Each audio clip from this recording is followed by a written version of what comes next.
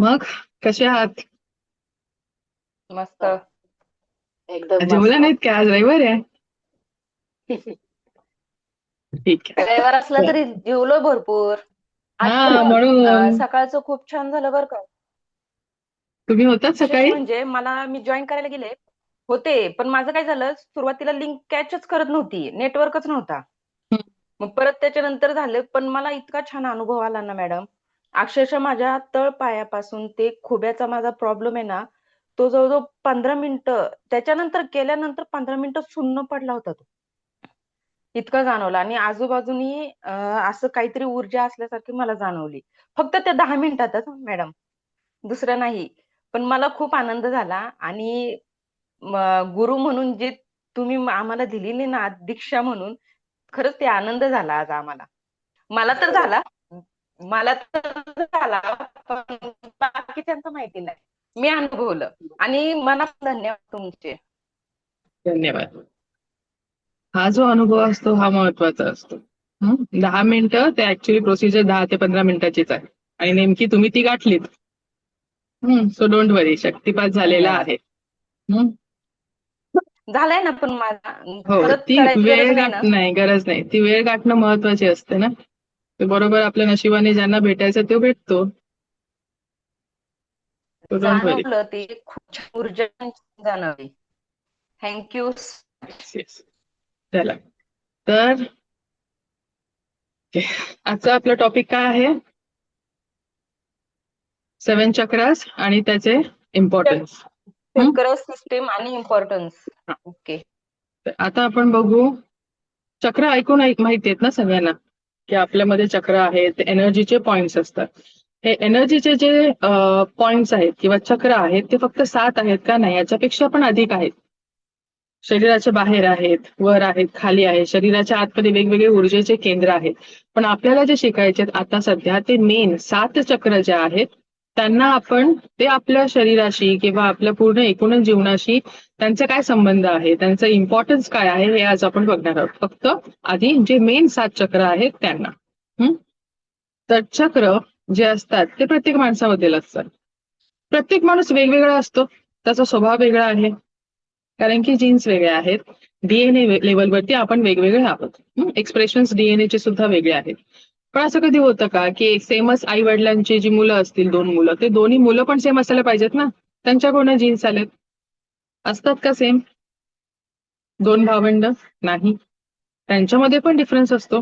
त्यांच्यामध्ये पण जीन लेवलवरती, डीएनए लेवलवरती, सगळ्या पर्टिक्युलर लेवलवरती, प्रत्येक फॅक्टर्समध्ये ते वेगळे असतात. त्यातला एक फॅक्टर आहे तो म्हणजे आपली चक्रा सिस्टम. चक्र जेव्हा लहान असतो तेव्हा लहान मुलांमध्ये जे चक्र असतात ते कळीच्या स्वरूपात असतात, म्हणजे उमललेले नसतात. जशी जशी आपली ग्रोथ होईल तसे तसे ते ब्लॉसम, ते उमलायला लागतात, ओपन व्हायला लागतात इन द केस. पण या कोर्स ऑफ टाइम मध्ये कधी कधी काय होतं, सगळ्यांचे सगळेच चक्र काय पाहिजे तसे ओपन होत नाहीत. वेगवेगळे संस्कार, वेगवेगळ्या संध्या, वेगवेगळं शिकवलं जाणं, ऍटमॉस्फिअर, प्रत्येक एक सेकंड.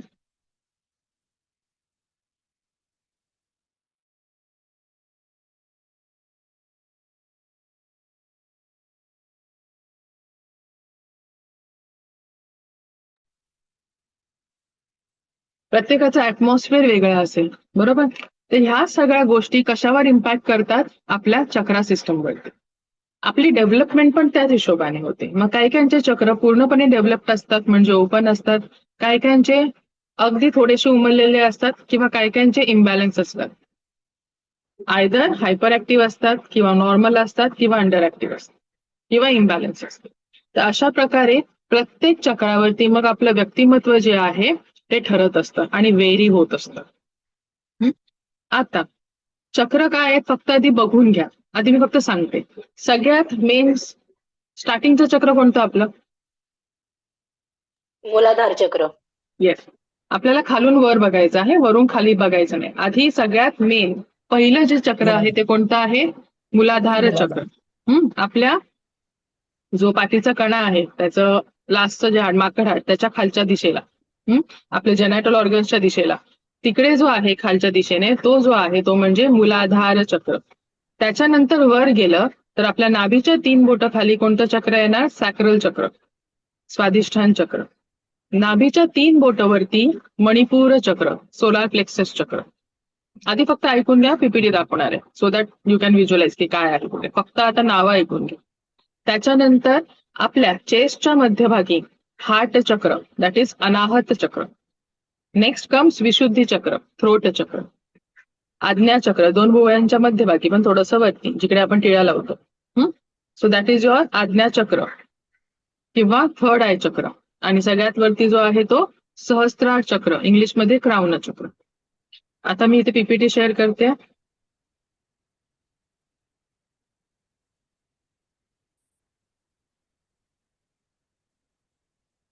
दिसते सगळ्यांना पीपीटी?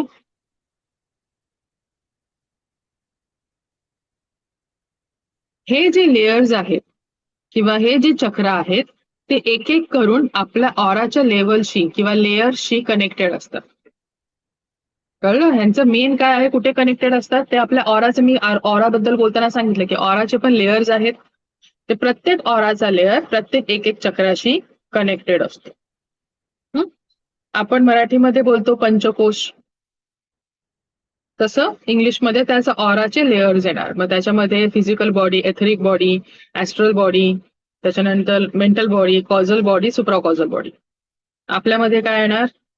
पंचकोश. पंचकोशमध्ये काय येणार? आपलं जे अन्नमय शरीर आहे ते अन्नमय, त्याच्यानंतर प्राणमय, विज्ञानमय येणार, मनोमय येणार आणि आनंदमय कोश. आणि त्याच्या पण अजून वरती आहे तो मग परमात्मिक कोश. असे मेन पंचकोश. याच्यामध्ये पण 5 आले, त्याच्यामध्ये पण 5 आले. त्याच्या पुढचे पण आहेत, पण आपल्याला मेन हे आधी शिकायचे आहे. तर हे जे प्रत्येक लेयर्स आहेत ते आपल्या कशाशी कनेक्टेड आहेत? आपल्या चक्रा सिस्टमशी कनेक्टेड आहे. आणि मग हे चक्रा सिस्टम आपल्या आतमध्ये ज्या नाड्या आहेत, जे सगळं प्राण कॅरी करत आहेत, जशी ऊर्जा कॅरी करत आहेत, मग त्यातल्या 72,000 नाड्या ज्या नाभीतून निघत आहेत, अशा छोट्या छोट्या छोट्या छोट्या खूप साऱ्या नाड्या आहेत. त्या नाड्यांमध्ये एनर्जी प्रोव्हाइड करायचं काम कोण करतं? आपली चक्रा सिस्टम. आणि ह्या नाड्यानंतर कुठे जातात? अवयवांमध्ये जातात. अवयवांमधून आपल्या एक एक पेशींमध्ये जातात. सिस्टम कळते? आणि अशा हिशोबाने आपल्या पूर्ण बॉडीला हे चक्र काय करतात? डायरेक्टली आणि इनडायरेक्टली कंट्रोल करत असतात. त्या दिवशी आपण बघितलं ऑरा, आता आपण बघितलंय नेक्स्ट काय येतं ऑराच्या नंतर, ते म्हणजे चक्र. कोणतीही निगेटिव्हिटी असेल तर आपण काय बघितलं, आधी ऑरा लेवलवरती एंटर करते, तिकडे अफेक्ट झाली तर चक्राला इफेक्ट करणार, चक्रावरती झाली तर नाड्यांना करणार, नाड्यावर झाली तर आपलं मग मेंटल, फिजिकल, फायनान्शियल सगळं येणार. ते नंतर दिसायला लागतं, पण ह्या सगळ्या लेयर्स मधून आधी ते क्रॉस होतं. म्हणून हे जे मूळ आहे, जिथून एंट्री आहे, जिथून ते एंटर करत आहे, तिकडून जर आपण क्लिन्झिंग केली आणि बॅलन्सिंग केली तर आपल्या शारीरिक, मानसिक आणि बाकीच्या लेवल्सवरती येणारे प्रॉब्लेम्स आपण थांबवू शकतो किंवा तिथून काढू शकतो. हा आहे त्याचा कन्सेप्ट. हे आपण त्या दिवशी बघितलेलं आहे, कसं आपण ऑरा क्लिअर करायचा असतो, क्लेन्झिंग कशी करायची, जाणून कसा घ्यायचा. ऑरा स्कॅनिंग पण त्या दिवशी शिकलो आपण ऑरामध्ये. हा, तर इथे आपण बघणार आहोत सगळ्यात खाली काय आहे? मूलाधार चक्र. नंतर आहे स्वादिष्ठान चक्र, ऑरेंज कलर. हा लाल रंग, हा ऑरेंज रंग. नंतर आहे येलो कलरचा आहे मणिपूर चक्र, म्हणजे सोलार प्लेक्सस.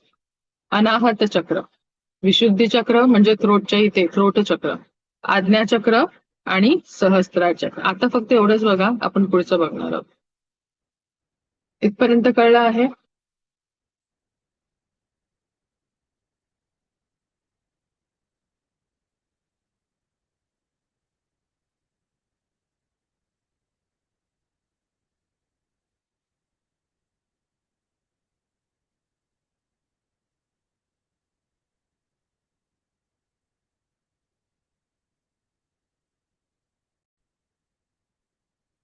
दिसते सगळ्यांना आता? So we start from here. पहिलं काय आहे आपलं? मूलाधार चक्र. ठीक आहे, कुठे आहे ते? आपल्या मूलाधार, माझ्या बॉडीचं मूळ आधार तत्व काय आहे? पृथ्वी. आधार देतोय ना पृथ्वी तत्व, सॉलिड स्ट्रक्चर. आपले बोन्स, आपले मसल, जे काय आपलं सॉलिड स्ट्रक्चर जे आहे, जे मला पूर्ण शरीराला आधार देत आहे, ते कोण आहे? आपलं मूलाधार चक्र. म्हणून त्याचं तत्व काय येणार? पृथ्वी तत्व. ते आपल्याला काय देतं? स्टेबिलिटी देतं, एक स्ट्रक्चर देतं, सिक्युरिटी देतं, सुरक्षितता देते. जर हे मूलाधार चक्र इम्बॅलन्स असेल किंवा कमी ऍक्टिव्ह असेल तर काय असणार? एखाद्या माणसाला जडत्व असणार शरीरामध्ये, कंटाळा येणार, कोणतीही गोष्ट सांगितलं तर चालढकल पुरे करणार. एखादा व्यक्ती घरामध्ये असतोच आपला, तो जा रे पाणी आणणार, जा रे माझ्यासाठी हे करून येणार, स्वतः पण उठणार नाही, दुसऱ्यांना पण कामं करून देणार नाही आणि आपली कामं दुसऱ्यांवर ढकलणार. तर अशी जी व्यक्ती असते तेव्हा समजायचं की त्यांचं मूलाधार चक्रामध्ये काहीतरी इम्बॅलन्स आहे. म्हणून ते शरीरामध्ये काय आलेलं आहे? जडपणा, जडत्व आलेलं आहे, आळस आले आहे, लेथार्जी आहे, स्लगिश बिहेवियर असतं. तर अशा लोकांचे हे आपल्याला लक्षणं तिथे समजून येतात. आणि हे जर बॅलन्स असेल तर माणूस कसा असणार? फुल ऑन ऍक्टिव्ह असणार, सिक्युअर असणार, स्टेबल असणार माइंडने, आपल्या बॉडीने पण तो स्टेबल असणार, मजबूत असणार, घाबरणार नाही, स्पष्टपणा असणार त्या माणसामध्ये. इथपर्यंत कळलेलं आहे. नंतर आहे स्वाधिष्ठान. त्यातले प्रत्येकाचे आपल्या मराठीमध्ये जे शब्द बनवले आहेत त्याच्यामध्ये काय? सॅक्रल चक्र, सॅक्रल बोनच्या इथे असतं म्हणून सॅक्रल चक्र इंग्लिशमध्ये. मराठीमध्ये जेव्हा आपण उच्चार करतोय खूप जाणून बुजून तसे शब्द बनवले. स्वाधिष्ठान, माझं स्वतःचं अधिष्ठान. स्वाधिष्ठान, स्वतःचं अधिष्ठान म्हणजे मी स्वतः. म्हणजे काही लोक असतात ज्यांच्यामध्ये क्रिएटिव्हिटीची पॉवर असते, जन्मजात चांगले सिंगर असतात, जन्मजात चांगले पेंटर असतात, म्हणजे क्रिएटिव्हिटी, काहीतरी कला. हे सगळं कशाशी डिपेंड आहे? कशाशी कोरिलेटेड आपण करू शकतो? स्वाधिष्ठान चक्राशी. कुठे आहे? नाभीच्या 3 बोटं खाली. रंग आहे ऑरेंज. तत्व काय आहे? जलतत्व. जलतत्व मी आहे, माझी भावना आहे, माझी क्रिएटिव्हिटी आहे, इमोशन्स आहेत, प्लेजर सुद्धा आहे. प्लस सगळ्यात महत्वाचं म्हणजे उत्पत्ती आपल्या जेनाटल ऑर्गनच्या इथे असतो. त्यामुळे ज्यांचं इनॅक्टिव्हिटी इम्बॅलन्स आहे त्यांच्यामध्ये इन्फर्टिलिटीचे केसेस किंवा ह्या उत्पत्ती रिलेटेड जे काही गर्भधारणा रिलेटेड जे इश्यूज असतात ते आपण कुठे सॉल्व्ह करू शकतो? स्वाधिष्ठान चक्राच्या हिलिंगने. ज्यांचं हायपर ऍक्टिव्ह असतं त्यांना ह्या प्लेजर आणि ह्या सगळ्यांमध्ये कंट्रोल नसतो. ठीक आहे. आणि ज्यांचं खूप जास्त इनॅक्टिव्ह आणि ब्लॉकेज असेल तर मग ते इन्फर्टिलिटी का त्याच्याशी रिलेटेड जे काही व्याधी असतील ते सगळं त्यांना तिथे येत असतं. बॅलन्स असेल तर माणूस इमोशनली एकदम छान असणार, क्रिएटिव्हिटी त्याच्यामध्ये असणार, हसतमुख असणार, जॉय असणार, त्याच्या म्हणजे आनंद, सारखा हसतमुख राहणारा, कॉन्फिडन्स सुद्धा असणार त्या माणसाकडे. इव्हन ज्यांना फ्रिक्वेंट युरिनेशनचे इश्यूज असतात, बेड वेटिंगची समस्या, ह्या सगळ्या सॅक्रल चक्राशी रिलेटेड असतात. काय करायचं? ते जे चक्र आहे त्याचं एकदा आपण पोझिशन कळलं की त्याच्या आजूबाजूच्या अवयवांमध्ये काही आपल्याला इश्यूज असतील तर मग त्याला कुठे कनेक्ट करायचं? त्याच्या बाजूच्या चक्राशी. ह्या चक्राला आपल्याला हिलिंग येणं गरजेचं आहे. इव्हन त्याच्या वरच्या आणि खालच्या चक्रांना सुद्धा आपल्याला पेअर करावं लागतं त्याची लक्षणं लक्षात घेता. गरज नाही की एकाच चक्राला हिलिंग करायची, आपल्याला कॉम्बिनेशन मध्ये सुद्धा हिलिंग द्यावी लागतं. नेक्स्ट, आता बेड वेटिंगच्या समस्या असतात. एक अशी केस होती ज्याच्यामध्ये बेड वेटिंग मध्ये एका ज्या व्यक्तीने शिकली, 14 वर्षाचा मुलगा होता, म्हणजे 14 वर्षापासूनचा तोला प्रॉब्लेम. तर समजा 3 वर्ष त्यातले 3-4 वर्ष काढले तर उरलेले 10 वर्षाचा प्रॉब्लेम. तर त्याच्या आई स्वतः शिकली, 14-15 दिवसात तिने हील केलं बेड वेटिंग जी 14 वर्ष 10 वर्षापासूनची होती. So it is possible. I have handheld a case ज्याच्यामध्ये किती दोन हिलिंग मध्ये स्टॉप झालं. तर असं सुद्धा होतात की डॉक्टर उलट सांगतात मग नेफ्रोलॉजिस्टकडे जा आणि असं जा, तेवढं करण्याची गरज पण लागत नाही. जे काही गोष्टी नसतात तर थोड्याशा हिलिंगनेस जर सुधरत असतील तर कशाला एवढं सगळं करायचं. त्याच्यानंतर आहे मणिपूर चक्र. मणिपूर चक्र नाभीच्या 3 बोटं वरती. रंग आहे येलो कलर. आपण काय बोलतो? मणिपूर चक्र म्हणजे सोलार प्लेक्सस. सोलार म्हणजे काय आहे ना? सूर्याची शक्ती असते, डायजेस्टिव्ह सिस्टम आपली. त्याच्या आजूबाजूला कोणते अवयव आहेत ते बघायचं. डायजेस्टिव्ह सिस्टीम येणार, त्याच्या खाली एक्सक्रिटरी सिस्टीम येणार, अजून काय येणार? पॅनक्रियाज येणार, गॉल ब्लॅडर येणार, लिव्हर येणार. हे सगळे कशाशी कोरिलेट करायचे? मणिपूर चक्राशी. त्याचं तत्व काय आहे? अग्नी निर्माण करतो. अग्नीचं काम काय आहे? ऊर्जा देणं. माणसामध्ये कॉन्फिडन्स असणं, तो पण एकदम स्टेबल असणार, स्पष्ट असणार. त्याच्या पर्सनल लेवलवरती त्याचा सेल्फ इस्टीम खूप स्ट्रॉंग असणार. ओके. पॉवर असणार, स्ट्रॉंग विल पॉवर, मोटिवेटेड असणार ती गोष्ट, तो माणूस. आता आणखी एक महत्वाची म्हणजे आपलं फायनान्शियल, आपलं जे प्रापंचिक आहे किंवा मटेरियलिस्टिक वर्ल्ड आहे त्याच्याशी रिलेटेड आपल्या ज्या इच्छा आहेत त्या कशाशी कनेक्टेड असतात? मणिपूर चक्राशी. मनी असं लक्षात ठेवायचं. मणिपूर चक्र इच्छा. आपण बोलतो ना आपल्या इच्छा कुठे दडलेल्या असतात? पोटात दडलेल्या असतात. म्हणून एखाद्या माणसाला जर पुश करायचं असेल तर मार्ग कुठून आहे? एखाद्याच्या पोटातून आहे. का? तिथे कार्यरत काय आहे? मणिपूर चक्र. काय देतो? ऊर्जा देतो. तोच ठरवतो माझा मूड काय. ऊर्जेवरून आपण आपला मूड आणि सगळं ठरवणार. तेच आपल्याला ऊर्जा पूर्ण शरीरभर पसरणार. त्यामुळे आता जेव्हाही आपण समजा स्कूलमध्ये एक्झामला जायचो, पोटात गोळा यायचा ना.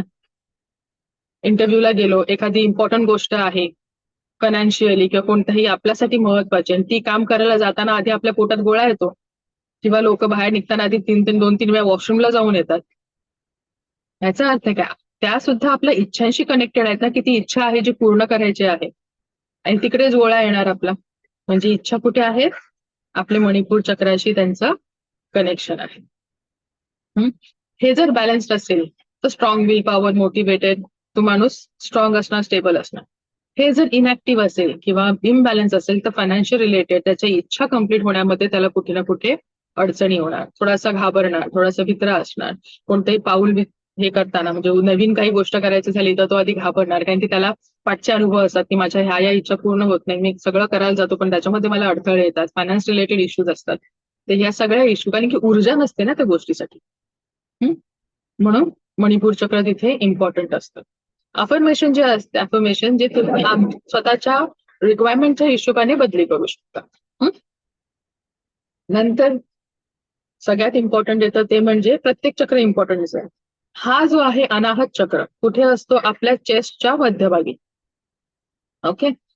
त्याचा रंग आहे पेस्टल ग्रीन कलर, ग्रीन किंवा पिंक कलरचा असणारे. तत्व काय आहे? वायू. वायू तत्व. आजूबाजूचे ऑर्गन कोणते येणार? हार्ट येणार, लंग्स येणार, डायफ्राम येणार, थ्रोटचा रिजन पण येणार थोडासा. तर त्याचं काम काय आहे? लव्ह, कम्पॅशन, भावना. ती प्रेमाची भावना असेल, दयाची भावना असेल, क्षमाची भावना असेल, कोणत्याही प्रकारची भावनांची उत्पत्ती जी येते ती येते कुठे? अनाहत चक्रांमध्ये. जर एखादा माणूस जास्त दयावान आहे म्हणजे त्याचं अनाहत चक्र खूप जास्त ऍक्टिव्ह आहे, ओपन आहे पूर्ण. एखादी माणसं असतात जे लाखभर रुपये कमवतात, खिशात लाखभर रुपये पडलेत पण 1 रुपयाची मदत करणार आहेत, अति कंजूस. म्हणजे हे चक्र त्यांचं पूर्ण ब्लॉक आहे. काही काही माणसं असतात खिशात एक पैसा नसतो पण दुसऱ्यांना मदत करायला पुढे असतात किंवा लोन काढून पण दुसऱ्यांना मदत करते, अशी पण लोक आहेत. त्यांचं जास्त हायपरच ऍक्टिव्ह आहे.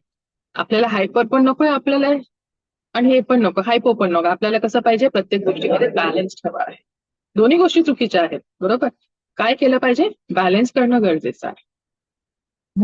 आणि ते जर बॅलन्स असेल तर माणूस शांत असणार, पीसफुल असणार, दयावान असणार, इमोशनल सुद्धा असणार. जास्त पण इमोशनल असून चालत नाही, तिथे पण बॅलन्स असणं गरजेचं आहे.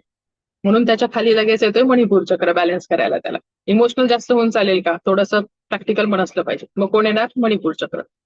म्हणून बॅलन्स महत्वाचा आहे.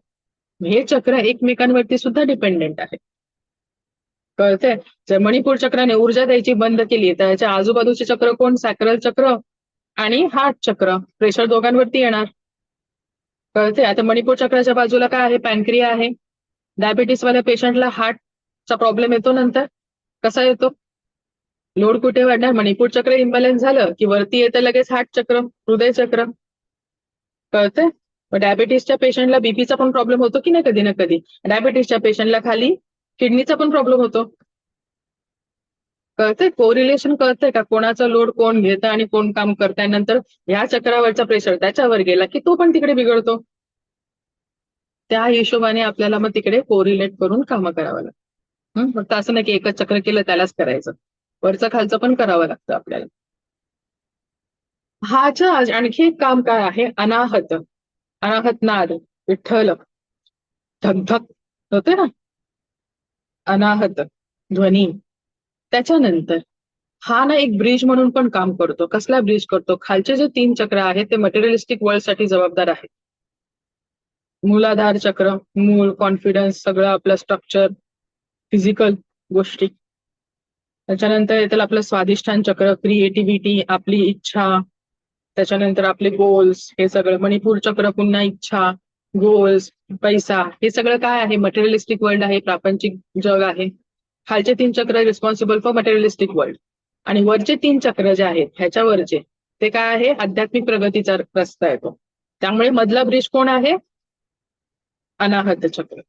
ह्याला क्रॉस केलं तर मग खालचे शांत होऊन जेव्हा प्रत्येक आपण जेव्हा कुंडलीने जागृत होतं, चक्राभेदन होतं, मग खालचे जेव्हा वर वर वर करत जातील तेव्हा ह्याला क्रॉस केल्यावरती मग पुढचा आपला स्पिरिच्युअल जो ट्रॅव्हल आहे किंवा जो काही आपला प्रवास आहे तो सुरू होतो. तर इथे कोण आला आता, विशुद्ध चक्र. विशुद्ध, विषाची शुद्धता केलेली कोणी, शंकरांनी.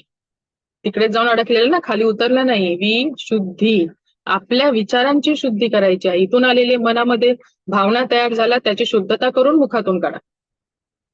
विशुद्धी, फिल्टर. कलर आहे ब्ल्यू, त्याचा जो तत्व आहे ते म्हणजे स्पेस. नंतर आहे कम्युनिकेशनची पॉवर, एक्सप्रेशन. आपली एक्सप्रेशनला काय बोलतात, अभिव्यक्ती. हे सगळं कशाशी रिलेटेड आहे, थ्रोट चक्राशी. जेवढा तो माणूस खरा बोलतोय तेवढं त्याचं हे चक्र स्ट्रॉंग. म्हणजेच तो माणूस काय आहे, ऑनेस्ट आहे, प्रामाणिक आहे. कोरिलेट करायचं. हे स्ट्रॉंग आहे म्हणजे तो प्रामाणिक आहे, आणि तो प्रामाणिक आहे म्हणजे हे स्ट्रॉंग आहे. कळलं? स्पष्ट वक्ता, कॉन्फिडंटली बोलणार. कारण की जे पोटात आहे, जे आत आहे तेच तो बोलत आहे. म्हणजेच तो कॉन्फिडंट आहे, म्हणजेच हे चक्र त्याचे बॅलन्स्ड आहे, म्हणजेच तो खरं बोलत आहे. कळलं? आता ज्यांचे खूप एक्सप्रेशन दाबलेले असतात, त्यांचे विचार दाबलेले असतात, अभिव्यक्तीचे स्वातंत्र्य त्यांना नसतं, काही खूप वर्ष त्यांनी स्वतःची मतं मांडलेली नसतात, दाबून दाबून दाबून त्या चक्रावरती मग काय होतो, लोड येतो आणि मग ते चक्र इम्बॅलन्स व्हायला सुरू होतं. महिलांमध्ये खास करून इकडचा जो आहे त्याच्याशी रिलेटेड, मग त्याचा थायरॉइड असो किंवा कोणत्याही प्रकारचे थ्रोट रिलेटेड इश्यू असतात, ते महिलांमध्ये जास्त का असतात, कारण की दाबलेले त्यांचे विचार. त्यात ते पण रिव्हर्स होऊ शकतं जर आपल्याला त्या पद्धतीची हिलिंग दिली तर. म्हातारे माणसं तुम्ही बघितली असेल की म्हातारे माणसं जेव्हा असतात त्यांना खूप जास्त म्हातारे एकांतपणा येतो, त्यांना एकटेपणा येतो, त्यामुळे सारखे सारखे ते खोकत असतात, क्लिअर करत असतात, ढास लागत असते त्यांना. का लागत असते, कारण की कोणाशी काही बोलू शकत नाही, बोललं तर चालणार की नाही, खूप दिवस दाबलेले त्यांचे जे विचार असतात, बोलणं नसतं, त्यामुळे त्यांना ते सारखं घसा क्लिअर करावा लागतो किंवा खोकला येत असतो त्यांना. तर त्याची कारणं ही असते. आज्ञाचक्र, आज्ञा काय देतो तो, आज्ञा देतो, आपल्या संपूर्ण बॉडीला चालवतो. मग तुमचे चक्र असो किंवा संपूर्ण बॉडीचं मेकॅनिझम असो, हॉर्मोन्स रिलीज करण्याचं काम असो, फीडबॅक मेकॅनिझम असते हॉर्मोन्समध्ये आणि प्रत्येक बायोकेमिस्ट्रीमध्ये. प्रत्येक सेलमधून जे काही केमिकल रिलीज होते त्याचा फीडबॅक मेकॅनिझम असतो. हे सगळं हँडल कोण करतं, आज्ञा कोण देतं, आज्ञाचक्र, which is related to your pituitary Gland.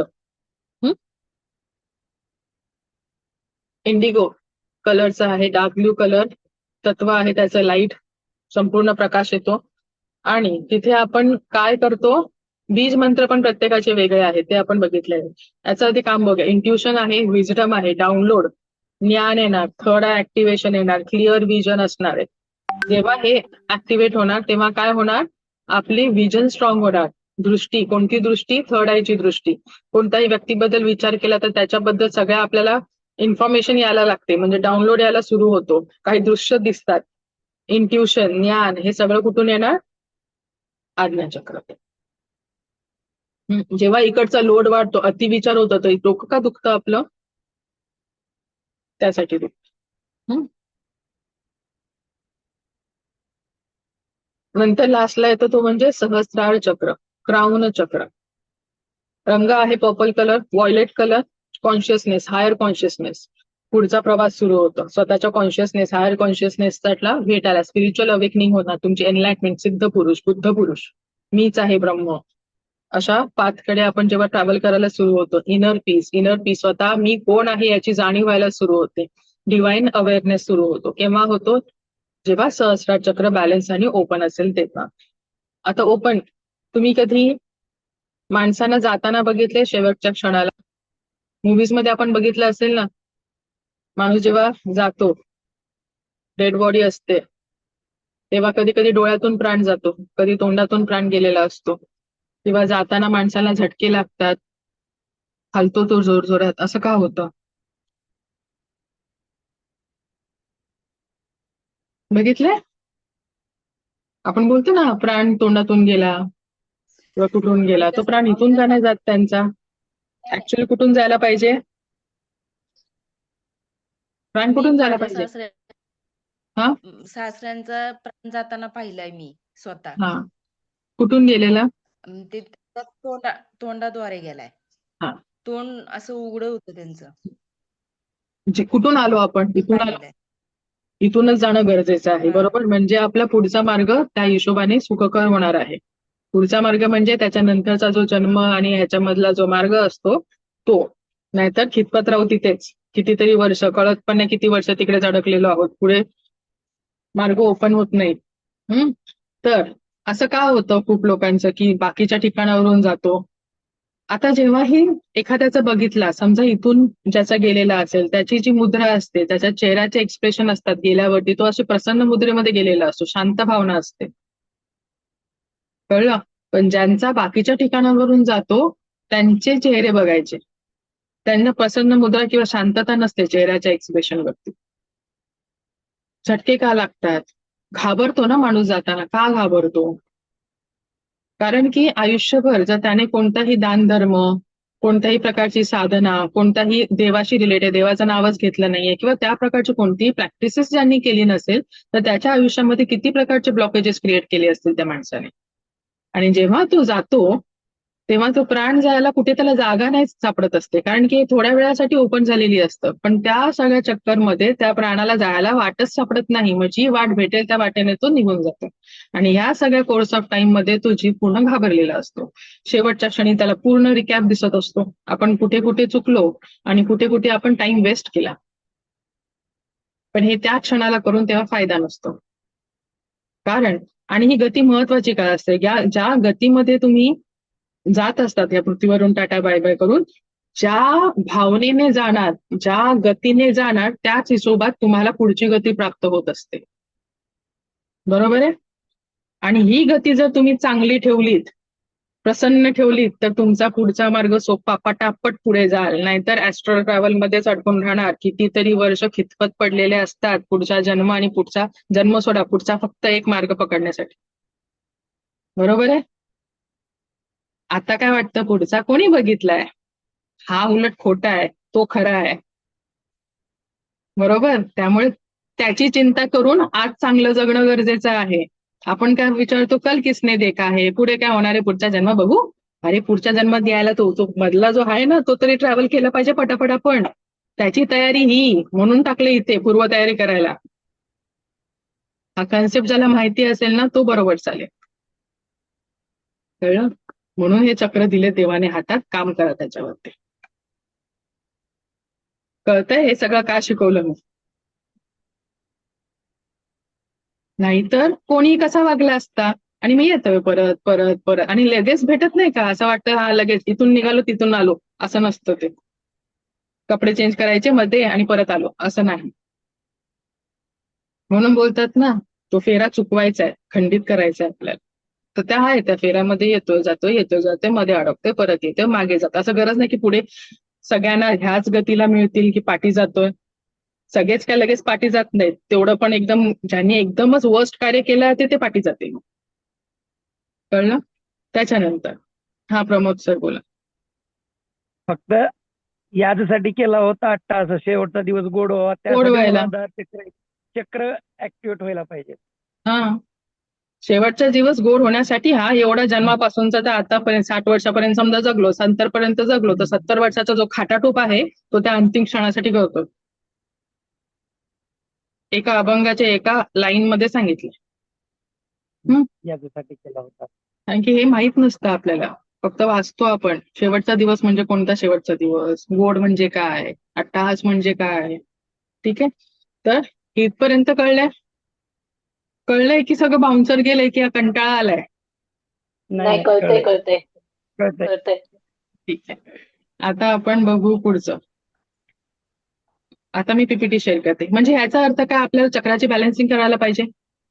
काल ऍक्टिव्हेशन झालं आहे, शक्तिपात झाला आहे, तुम्ही हील करू शकत आहात स्वतःला. तर आता चक्रांची बॅलन्सिंग कशी करायची आहे. डॉक्टर मिका उसुई यांनी रेकीमध्ये सांगितले आहे 24 पॉइंट्स. जर तुम्हाला पूर्ण शरीराची हिलिंग करायची असेल तर ते 24 पॉइंटला तुम्हाला हील करणं गरजेचं आहे. आता ते कसं करायचं आहे?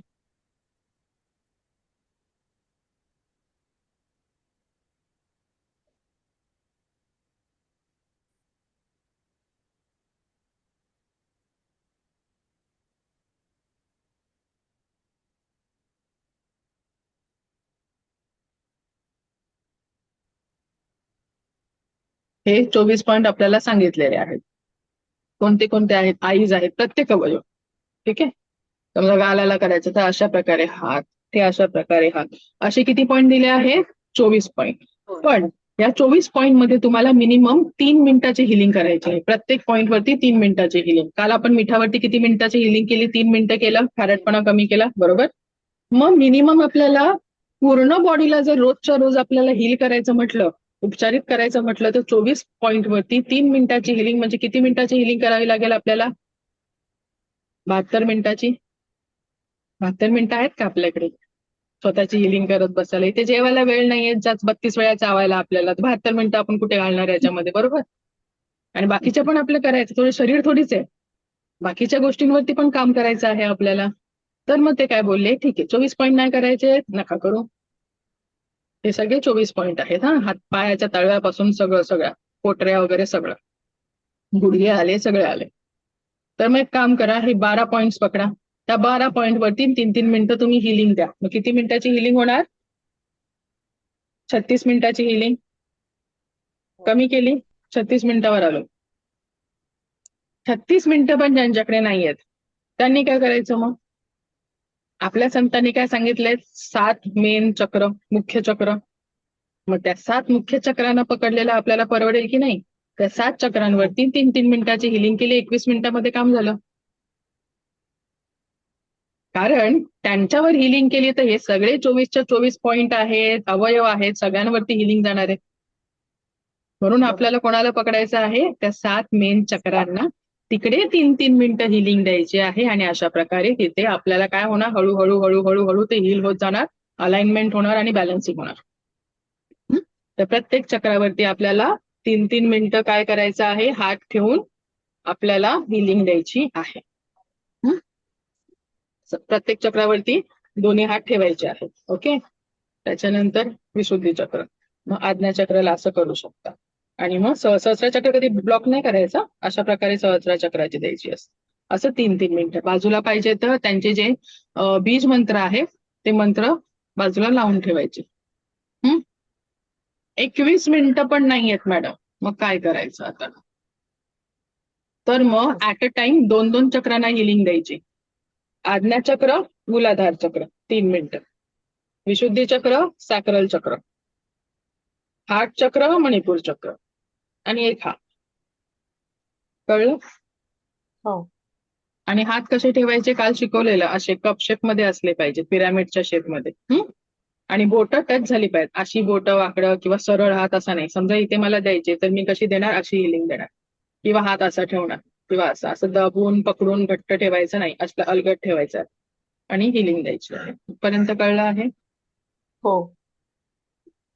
आणि बीज मंत्र काय होते आपण विसरलो सांगायला. मूलाधार चक्राचं बीज मंत्र काय आहे? लम. लम. त्याच्यानंतर स्वाधिष्ठान चक्राचं बीज मंत्र वम. वम. मणिपूर चक्र येणार रम. रम. अनाहत चक्र यम. विशुद्धी चक्र हम. हम. आज्ञा चक्र ओम. ओम. आणि सहस्रार चक्र ओम. हा.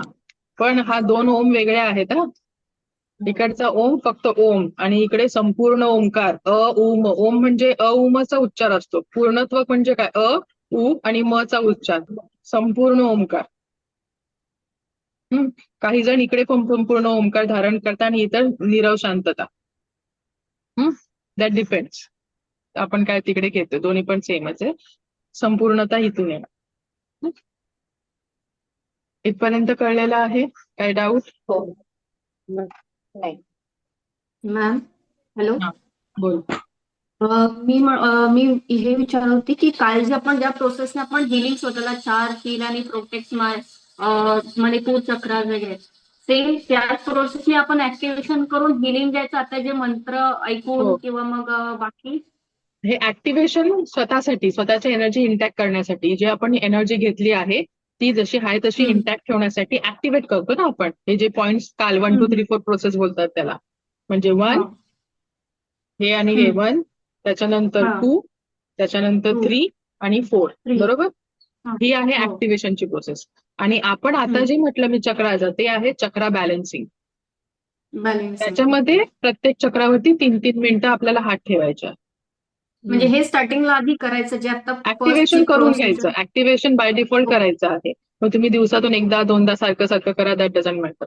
Activation anyhow you have to do. त्याच्यानंतर मग तुम्ही चक्रा बॅलन्सिंग करू शकता. चक्र बॅलन्सिंग. हं? आणि बाजूला चक्रांचं हे लावून ठेवायचं. आता जे आपण बीज मंत्र बोललो, म्हणजे कसला आपला फोकस राहणार, इकडे तिकडे बघणार नाही आपण. बरोबर? आणि बरोबर. साथीला तो बीज मंत्राचा सुद्धा उच्चार आपण पण बाय डिफॉल्ट करायला लागणार. थँक्यू.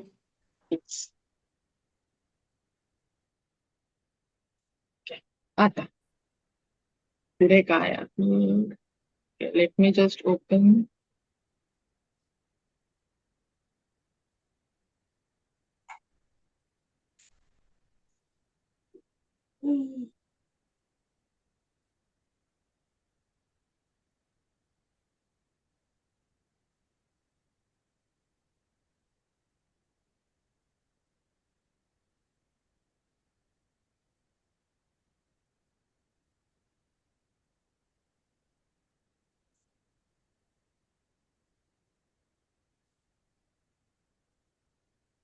आता आपण बघूयात की कोणत्या चक्रावरती काम करणं गरजेचं आहे, कोणत्या इश्यूसाठी. मी शेअर काही एक्झाम्पल्स इथे दिलेले आहेत. तो आपण सगळेच एक्झाम्पल नाही बघू, थोडे थोडे एक्झाम्पल आपण डिस्कस करूया. समजा पोटाशी रिलेटेड काही गोष्टी असतील, उलटी आहे, गॅस रिलेटेड आहे, अपचन आहे, तर आपल्या कोणत्या चक्रावरती हिलिंग द्यावं लागेल आपल्याला? मणिपूर चक्र आणि आज्ञा चक्र, 2 चक्र घ्यावे लागतील. मणिपूर चक्र आणि आज्ञा चक्राची हिलिंग करायची आहे. काल आपण बघितलं हिलिंग कशी करायची. संवेदना सुरू होऊन संपेपर्यंत आपोआप त्या संवेदना थांबतात, तोपर्यंत हिलिंग चालू ठेवायची आहे. आता जी हिलिंग बघितली चक्रांची, ती मिनिमम वाली हिलिंग आहे. म्हणजे 3-3 मिनिटं आपल्या सगळ्यांना कव्हर करायचं आहे, म्हणून मिनिमम 3 मिनिटाची हिलिंग. पण वेराज आपण जेव्हा केस हँडल करतो किंवा एखाद्या पर्टिक्युलर चक्रा गोष्टीसाठी आपण इश्यूसाठी जेव्हा आपण हिलिंग करत असतो, तेव्हा हिलिंग कशी करायची? आपल्या ज्या संवेदना आहेत त्या सुरू होऊन संपेपर्यंत हिलिंग करायची असते. त्याच्यानंतर निराशा असेल, डिप्रेशन असेल, तर काय करावं लागेल? आज्ञाचक्र आणि स्वाधिष्ठान चक्र. स्वाधिष्ठान माझं स्वतःचं अधिष्ठान आहे, म्हणजे मी स्वतः. जर मी डिप्रेस्ड असेल तर मला स्वाधिष्ठान चक्र आणि विचार कुठे आहेत? आज्ञाचक्र. या हिशोबामध्ये आपल्याला करावं लागेल. किडनी रिलेटेड असेल तर स्वाधिष्ठान चक्र, मूलाधार चक्र आणि किडनी. स्वाधिष्ठान चक्र, मूलाधार चक्र आणि किडनी. तिथे आपल्याला थोडं डोकं लावावं लागेल की कसं करायचं आहे, कोणत्या चक्राला आपल्याला हील करणं तिथे गरजेचं आहे. त्याच्यानंतर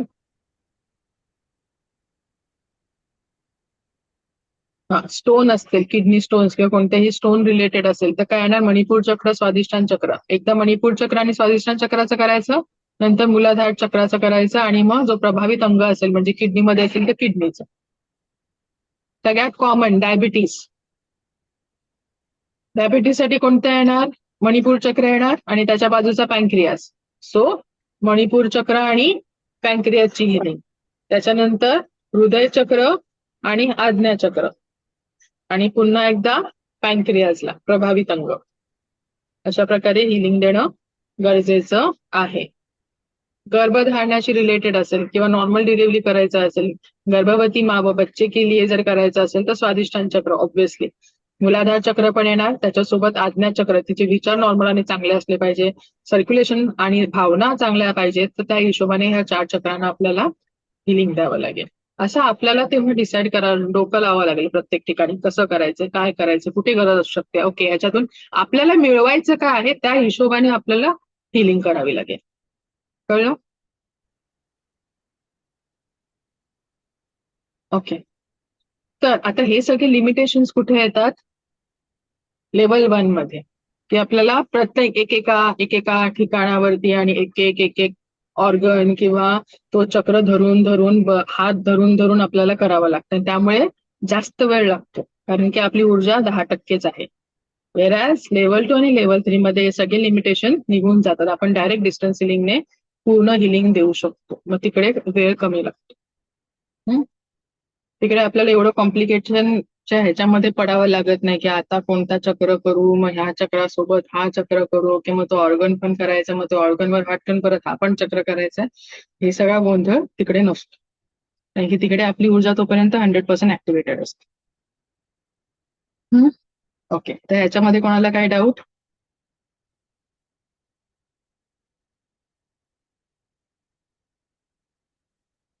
मॅम काय बोलताय? पीडीएफ नाही मिळाला का आता जे तुम्ही दाखवलं? पीडीएफ पीडीएफ पीडीएफ आता सगळ्यांनाच मिळणार नाही, ते मी 7व्या दिवशी सांगेल. कारण की आता समजा मी ग्रुपवर टाकलं, तर ज्यांनी क्लास अटेंड पण केला नाही त्यांनी ते लोक पण घेतील, आणि वापर कसा करतील, चांगला करतील की वाईट करतील, आपल्याला काय माहिती? बरोबर, ते पण. हम्म? आणि त्यांना तुम्हाला शक्तिपात पण नाहीये. एखाद्या वेळेस काही पर्सनल इश्यू असला सो तुम्हाला कॉल केला तर चालेल पर्सनली? मला कॉल करायचं टायमिंग आहे 10:30 to 11:30 11 AM और AM. Obviously AM. ओके, चालेल. तर आता आपण थांबूया इथे. टुमॉरो, आज इज टुडे 6th डे ना, tomorrow is 7th day. Tomorrow will be last day. उद्या लास्ट डे असणार आहे. उद्या आपण बघणार डेली प्रॅक्टिसेस मध्ये काय आहे ना, लेवल 2 आणि लेवल 3 चा सिलेबस काय असणार आहे, फी स्ट्रक्चर काय असणार आहे, सगळं आपण उद्या डिस्कस करणार आहोत. तिकडे तुम्हाला सगळी इन्फॉर्मेशन उद्या मिळणार. ठीक आहे. तर आज थांबूया आता इथे. Okay, fine. मॅम सकाळी मला उशीर झाला होता. आपलं काय म्हणतात, गेले मी विसरून, मला ते विसरण्याची सवय आहे मॅम. तर सकाळी आपला शक्तिपात माझा राहिलेला होता. नाही स्टार्ट झालेलं. झाला. हा, कारण मग तो मी उशिरा जॉईन केला ना, त्यामुळे म्हटलं मग, कारण 2% मोबाईल होता माझा. तर मग नाही तुम्ही ते झालं. व्हिडिओ झाला का? ठीक आहे, थँक्यू मॅम. मॅडम आता परत ते शक्तिपातचा विषय नाही ना येणार. काय बोलताय? शक्तिपात माझा पण राहिलाय, कारण काल माझ्याकडे भरपूर वर्क होतं, वास्तुशांत्या होत्या, तेव्हा सकाळी उठणंच झालं नाही. माहित होतं पण उठणं झालं नाही. आता सर शक्तिपात 2 बॅच झाल्या. राहिलाय म्हणूनच मी विषय काढला नाही, कारण ती माझी चूक होती. राहिला आता काय, कारण रात्री 1 वाजली मला यायला. तर 2 बॅच 2 चान्स होत असतात. दुसरा आता चान्स नाही. आता नेक्स्ट बॅच जेव्हा होईल तेव्हा तुम्हाला कळलं तर, आणि नाहीतर मग लेवल 2 ला, लेवल 2 चा जेव्हा शक्तिपात येईल त्याच्या आदल्या दिवशी लेवल 1 चा शक्तिपात होता. हा मग ठीक आहे, आपण जॉईन करतोच आहे मी, त्याच्यामुळे काय प्रश्न हा, नाही. मग जेव्हा लेवल 2 चा करतो ना, मग ज्यांचा राहिलेला असतो ना लेवल 1 ला, त्याच्या आदल्या दिवशी त्यांचा केला जातो, आणि मग दुसऱ्या दिवशी लेवल 2 चा करतो, किंवा 1-2 दिवसाचा गॅप ठेवून करतो आपण. हा मग त्याचा काही चालतंय. प्रश्न नाही, कारण की लेवल 2 च्या आधी लेवल 1 चा एनिवेज करावाच लागतो कंपल्सरी. हो, कारण माझं राहिलं म्हणजे काल खूप वर्क होतं, 2च तारखा होत्या ना. हा, नाही त्याचं टेन्शन नाही, मग त्याच्या आदल्या दिवशी आपण करून देतो. ओके. हो. मॅम मला जो काही म्हणजे विसरण्याची सवय आहे, तर मी त्याच्यासाठी काय आज्ञा चक्राला हे केलं पाहिजे का? हो. अच्छा, ठीक आहे. चालेल. थांबूया आता इथे. हो मॅम.